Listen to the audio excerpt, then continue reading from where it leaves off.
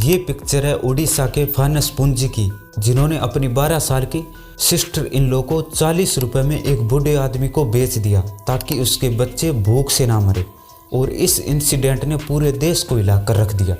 इसके बाद इंदिरा गांधी ने गरीबी हटाओ और देश बचाओ का नारा दिया। और फानस पुंजी की कहानी उड़ीसा की कहानी है। अब मैं ऐसा क्यों कह रहा हूँ? दरअसल 90 के दशक में उड़ीसा भारत के सबसे गरीब राज्यों में से एक था। यानी आप सोच कर देखो, जहाँ पूरे स्टेट की आधी पॉपुलेशन गरीब थी, वहीं उड़ीसा आज भारत का फास्टेस्ट ग्रोइंग इकोनॉमी स्टेट बन गया है, जिसका श्रेय सिर्फ एक व्यक्ति को दिया जाता है। लेकिन उड़ीसा सरकार ने ऐसा क्या किया कि जिससे ये बदलाव हमको देखने को मिलता है। उड़ीसा ईस्टर्न भारत में स्थित है और यह भारत का एरिया के हिसाब से 8वां सबसे बड़ा स्टेट है। उड़ीसा जिसका इतिहास बहुत ही प्राचीन है, जिसे प्राचीन काल में कलिंग और उत्कल जैसे नामों से जाना जाता था। वहीं उड़ीसा को अपने कंट्रोल में लेने के लिए कई लोगों की इस पर नज़र थी। मुगल, बंगाल के नवाब, मराठा और अंग्रेज। वहीं 1663 में अंग्रेजों ने जगतपुरा में एक फैक्ट्री सेटअप करी। 1803 में सेकंड एंग्लो मराठा युद्ध के बाद उड़ीसा को ईस्ट इंडिया कंपनी ने अपने कंट्रोल में ले लिया और बाद में 1958 में यह ब्रिटिश राज के अंडर में आ गया। वहीं शुरुआत में उड़ीसा बंगाल प्रोविंस का हिस्सा था, जिसे अप्रैल 1912 में अंग्रेजों ने बंगाल का विभाजन किया तो यह उड़ीसा बिहार के साथ एक प्रोविंस बन गया और आखिरकार 1936 में उड़ीसा एक स्टेट बना। वहीं जब भारत को इंडिपेंडेंस मिली तो उड़ीसा का कालाहांडी एरिया अपनी गरीबी की वजह से जाना जाता था और यही हालात 80 व 90 के दशक तक बने रहे, जिसके चलते लोगों के भूखमरी के हालात हो गए और उनके पास कोई रोजगार नहीं था। इस कारण कई लोगों को अपनी जान गंवानी पड़ी और खाने के लिए अपना सब कुछ बेचना पड़ रहा था। जैसे उड़ीसा के कालाहांडी की फानस पुंजी, जिन्होंने अपनी सिस्टर इन लॉ को एक बूढ़े आदमी को बेचना पड़ा।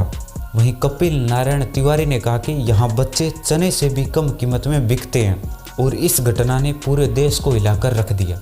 इसके बाद राजीव गांधी यहाँ आए और बाद में इन्होंने कहा कि सरकार गरीबों को 1 रुपया भेजती है तो गरीबों तक सिर्फ 15 पैसे ही पहुँच पाते हैं। वहीं अक्टूबर 1999 को उड़ीसा में एक साइक्लोन आया जिसमें 10,000 लोग मारे गए। इसके अलावा लाखों रुपए के जान माल का नुकसान हुआ। यानी इस साइक्लोन ने उड़ीसा की इकोनॉमी को पूरी तरह नष्ट कर दिया। इसके बाद उड़ीसा के चीफ मिनिस्टर ने इस्तीफा दे दिया। वहीं 2000 में चुनाव हुए, जिसमें बीजू दल ने भारतीय जनता पार्टी से गठबंधन करके नवीन पटनायक ने सरकार बनाई और यहीं से उड़ीसा के काया पटल की कहानी शुरू होती है। उड़ीसा की ज्योग्राफी की वजह से नियमित तौर पर बाढ़ और तूफान आते रहते हैं, इसलिए दिसंबर 1999 को Orissa state disaster management authority की स्थापना की। वहीं उड़ीसा के 480 किमी लंबे कोस्ट लाइन पर 122 से भी ज़्यादा सायरन लगे हुए हैं और खतरा महसूस होने के कारण स्थानीय लोगों को शेल्टर होम में शिफ्ट कर दिया जाता है। और पिछले 2 दशकों में उड़ीसा में तूफान से लोगों को बचाने के लिए शेल्टर होम बनाए गए हैं। वहीं गवर्नमेंट पिछले कुछ सालों से आपदाओं से निपटने के लिए स्थानीय लोगों को ट्रेनिंग दी जा रही है, जिसे सेल्फ हेल्प ग्रुप कहा जाता है, जिसमें तूफानों से बचने और बचाने के लिए ज़रूरी जानकारी और ट्रेनिंग दी जाती है। उन्हें उस समय क्या क्या कदम उठाने चाहिए और किन चीज़ों से बचना चाहिए, इन सभी के बारे में जानकारी दी जाती है। इसलिए उड़ीसा का डिजास्टर मैनेजमेंट मॉडल आज पूरे भारत के लिए एग्जाम्पल बना हुआ है, जहां 1999 में आए सुपर साइक्लोन में 10,000 लोग मारे गए थे। इसके बाद उड़ीसा ने एक ऐसा डिजास्टर मैनेजमेंट प्लान बनाया और पिछले कुछ सालों में उड़ीसा में साइक्लोन से एक भी मौत नहीं हुई है और उड़ीसा के इस डिजास्टर मैनेजमेंट की दुनिया भर में तारीफ हो रही है। नवीन पटनायक ने उड़ीसा की तस्वीर बदलने के लिए इन्होंने 5T पर जोर दिया: team work, technology, transparency, transformation और टाइम लिमिट। वहीं नवीन पटनायक के सीएम बनने से पहले जहां भारत में 26% गरीबी थी, वहीं उस समय उड़ीसा में 47.16% गरीबी थी।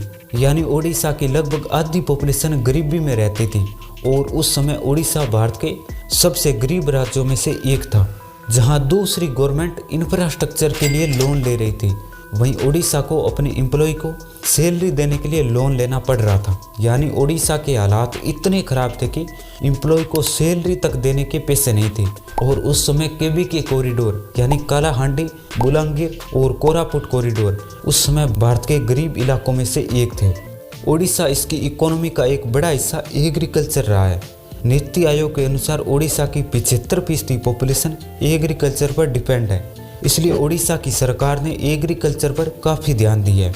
जहां ओडिशा में कभी ज़्यादा बारिश, कभी सूखा तो कभी ज़्यादा बाढ़ का सामना किसानों को करना पड़ता है। इसलिए ओडिशा गवर्नमेंट ने कालिया योजना के तहत 25,000 रुपये किसानों को बीज, फर्टिलाइजर और पेस्टिसाइड के लिए देती है। वहीं सरकार किसानों को सब्सिडी और लोन जैसी सुविधाएं दे रही है। इसलिए ओडिशा के फसल की पैदावार बढ़ी है। जहां कालाहांडी को भूख की भूमि कहा जाता था, वो आज ओडिशा के धान का कटोरा है। वहीं ओडिशा के गरीब लोगों के लिए 1 रुपये केजी चावल और 5 रुपये में गरीब लोगों को खाना खिलाया जाता है। 2015 से 2019 में ओडिशा उन 5 स्टेट में से एक था जहां गरीबी सबसे ज़्यादा कम हुई है।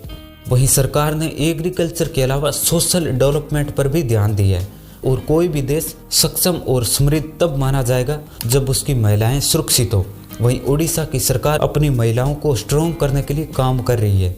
इसलिए इन्होंने विधानसभा में 23% सीटें महिलाओं के लिए रिजर्व कर दी गई है और पंचायत में 50% सीटें महिलाओं के लिए रिजर्व कर दी गई है। नवीन पटनायक ने 2001 में मिशन शक्ति चलाया, जिसमें महिलाओं को और ज़्यादा इंडिपेंडेंट बनाने के लिए शुरू किया गया था। इसमें 70 लाख महिलाएं जुड़ी हुई है। वहीं ओडिशा अपनी इकोनॉमी को एग्रीकल्चर पर डिपेंड नहीं रख सकता, क्योंकि एग्रीकल्चर बेस्ड इकोनॉमी कभी स्टेबल नहीं होती, और वो भी ओडिशा जैसे स्टेट में जहां नेचुरल डिजास्टर आना आम बात है। इसलिए आज ओडिशा की जीडीपी में इंडस्ट्री का एक बड़ा योगदान है, क्योंकि इंडस्ट्री बेस्ड इकोनॉमी पर वेदर और डिजास्टर का इतना इम्पैक्ट नहीं पड़ता। इसलिए ओडिशा की सरकार इंडस्ट्री ग्रोथ पर काम कर रही है।